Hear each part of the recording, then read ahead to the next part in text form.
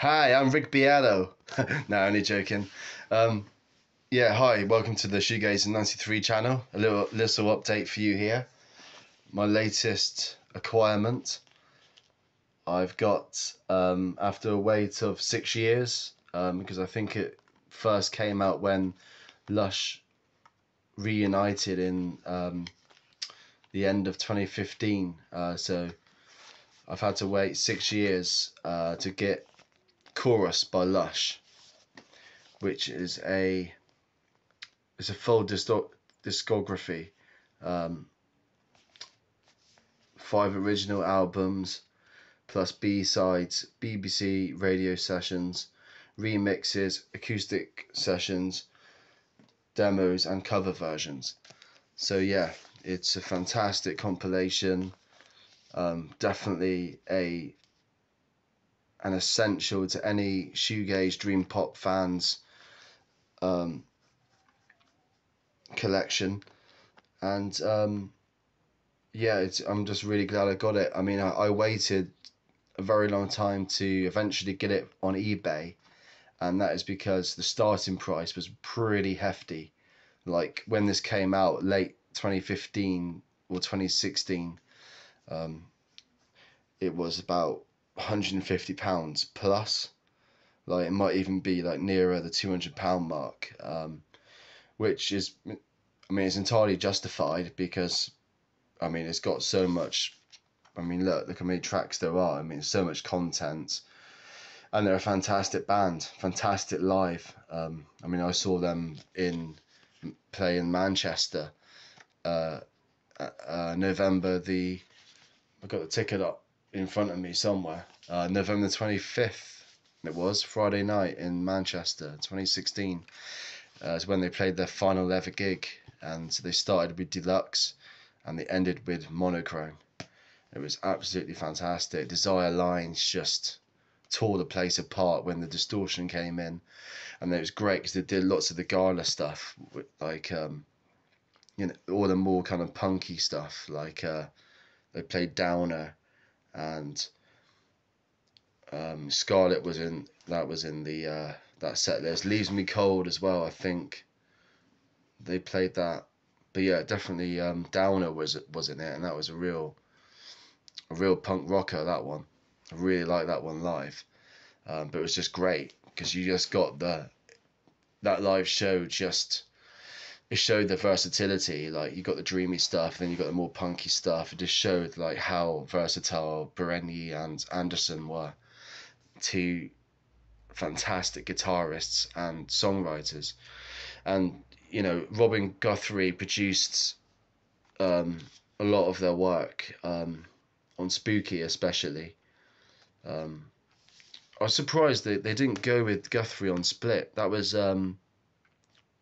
someone called Mike Hedges, which is quite surprising, really. I mean, if I had the opportunity to work with Robin Guthrie, then I would take that with both hands. I mean, yeah, Mike Hedges, but I guess they were going for more of a straight sound with that. Straight indie sound. That's what they wanted by that point when they went on to Split. It was like shoegaze and they pretty much died in Britain, so they had to kind of change up a bit. But I do think that Split is still a very shoegazy album. I mean, you think about, it's got Desire Lines on it, for God's sake. I mean, Light from a Dead Star, Kiss Chase. I mean, I think the second half of Split is my favourite. Like, it's such a great run from like Desire Lines onwards. You get like An Invisible Man, which has just like real, please release that screaming, please release that screaming, and then there's that distortion comes in at the end, like absolutely takes your head off. And then you've got Undertow, which there's a fantastic remix version of that, which is included actually on this.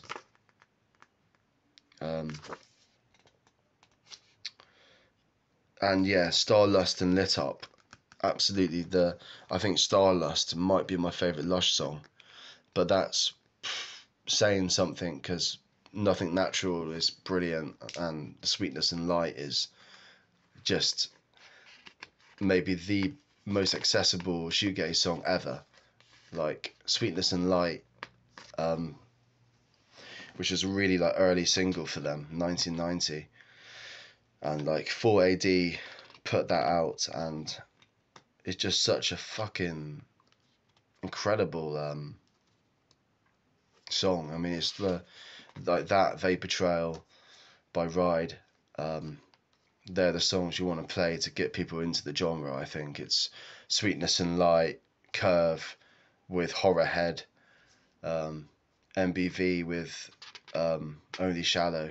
Like, these are really accessible shoegaze songs, and yeah, Lush were great at doing that. Just the perfect blend of accessibility and experimentation, and I think Robin Guthrie really got the best out of them.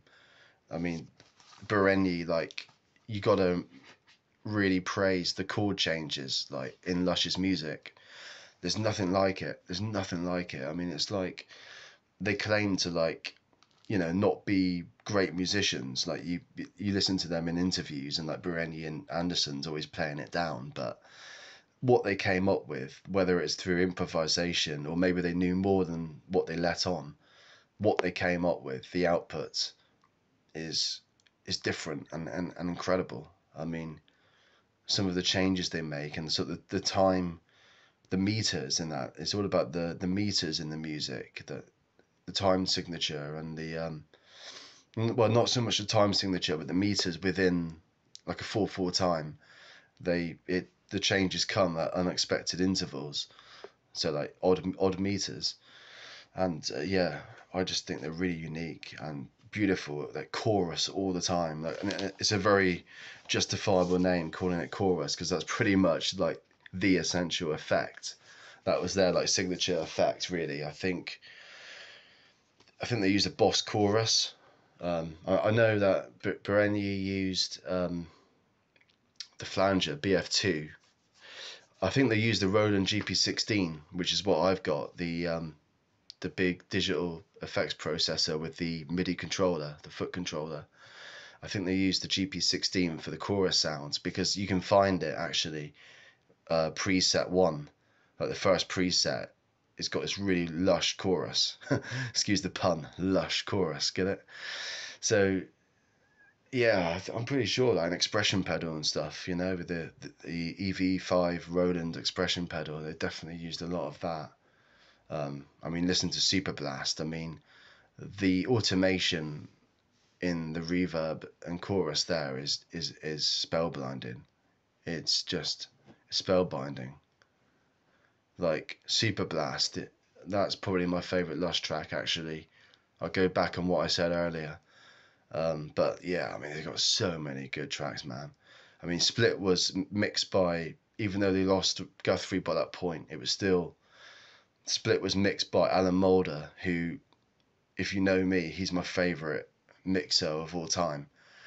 Like, the records he's worked on, Smashing Pumpkins, Siamese Dream, absolutely incredible. Not quite shoegaze, but it's really one of those straddling the line, really, of like progressive grunge and shoegaze. It really does straddle that line, and it's a really fine balance that Billy Corgan devised in his head. But yeah, Moulder also worked on Loveless, of course. I think he got it over the finishing line. He worked on Nowhere by Ride. I say no more, really, innit? I mean, just that is enough justification to say that he's one of the best mixers of all time. Going Blank Again as well. Possibly the EPs like Today Forever. I think he worked on them. Curve, Doppelganger. Maybe Cuckoo. I think he worked on Cuckoo. That's my favourite Curve album, by the way. But yeah, I'm just so glad to have this collection that he got split. All the CDs there, that 5 CDs. You've got the Britpop era with Topolino and Love Life, and then you've got the stuff that I prefer, which is Gala, Split and Spooky. So yeah, really, really happy. And of course you've got the late great Vaughan Oliver's artwork all throughout this collection. You can see it there. I mean, Vaughan Oliver, I mean, the stuff he did, 4AD, if you know me, 4AD and Creation they are my favourite record labels of all time. And I think they are more than labels, they are a revolution. Those two albums brought a revolution. More than just music with those labels. Ivo Watts-Russell, Alan McGee, these are scions of revolution, change, just pure freedom and happiness. That's what those guys bring. I just love the aesthetics that 4AD brought. I mean, especially when you look at the spooky era, like all of that really abstract kind of stuff, all the colours. I mean, one of the best quotes that I read about in Facing the Other Way, the story of 4AD, one of the best quotes was, with 4AD, you hear the artwork and you see the music. And what an incredible quote that is. I live by that quote. I mean, when it comes to aesthetics of albums, when it comes to the aesthetic, the visual side, it's all about that, really. You can hear the artwork and see the music. Just think about that for a second, like how deep that is. Yeah, it's baffling. But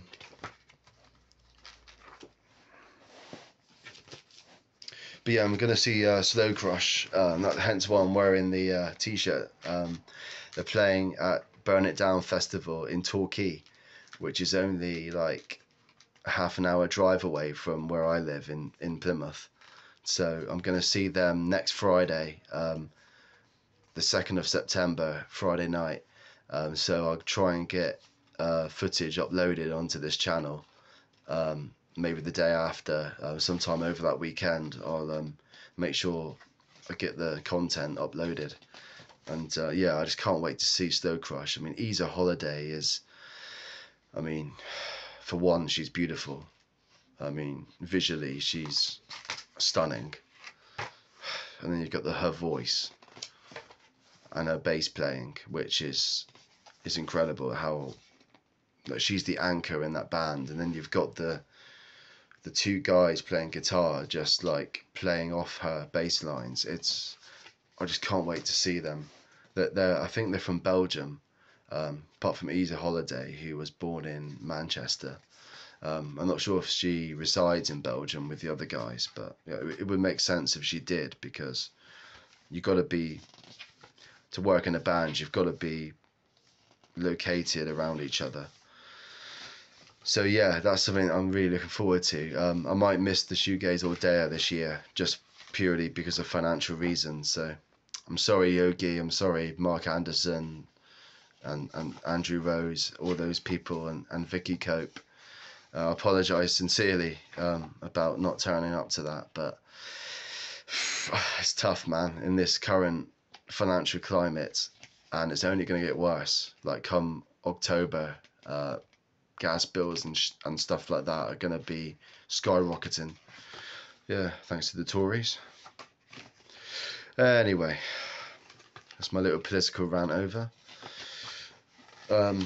So yeah, I mean, I'm really looking forward to seeing Slow Crush. I mean, the rest of the bands there are metal bands.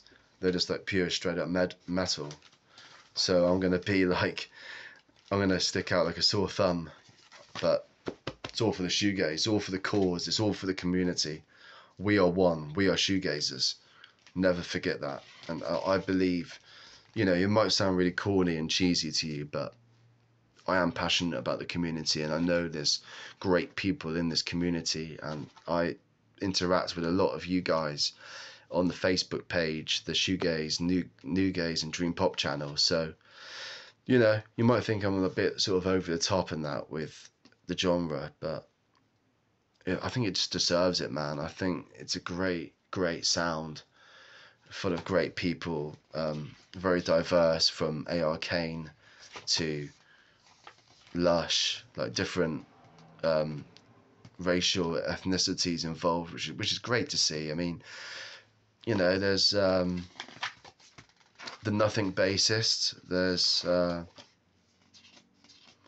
mean, it's good to see the different race groups being represented in the genre, and also really good to see different ages as well being into it, and different nationalities. It's spread global these days. It's fantastic to see. But yeah, the late great Vaughan Oliver, you know, just looking through the artwork here, he did that. I mean, Vaughan Oliver, he did all of the, he was the in-house for 23 Envelope, with this other guy called Nigel. Can't remember his second name, is that Nigel or something he worked with at Envelope 23, but they became like the in-house artists for 4AD, just like Alan Moulder was like the in-house producer, mixer for Creation Records.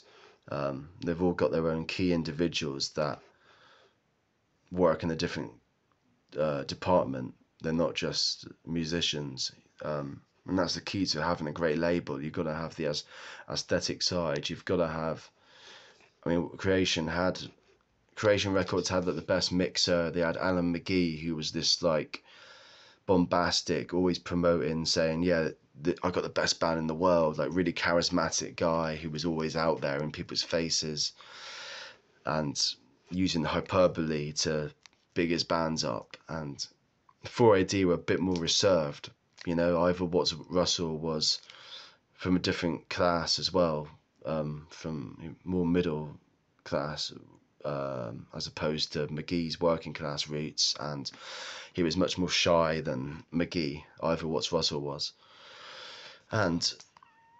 But he made up for it in 4AD, became big because they had the visual aspects which Vaughan Oliver provided. And apparently he was a bit of a character as well, Vaughan Oliver. He's not just this like eccentric recluse. He was actually quite a character who liked football and all that stuff. Like it says in the 4AD book. By the way, you really want to get this. It's a great read, massive history. It's quite a thick book, just like the Creation Records books as well. Just fantastic history. The latest one I'm reading is on SST Records, so it's good to find out what happened over the other side of the pond in the same kind of time period. Be good to have like a sub pop one as well, but I haven't seen a sub pop book yet, but I'm sure it's out there. So yeah, guys, yeah, really great to show you this finally after waiting 6 years for it to come down in price. Got it for 75 quid off eBay, and so if you're interested, I would suggest having a look on there, or Discogs, one of those sites. And yeah, good luck buying. See you later, guys.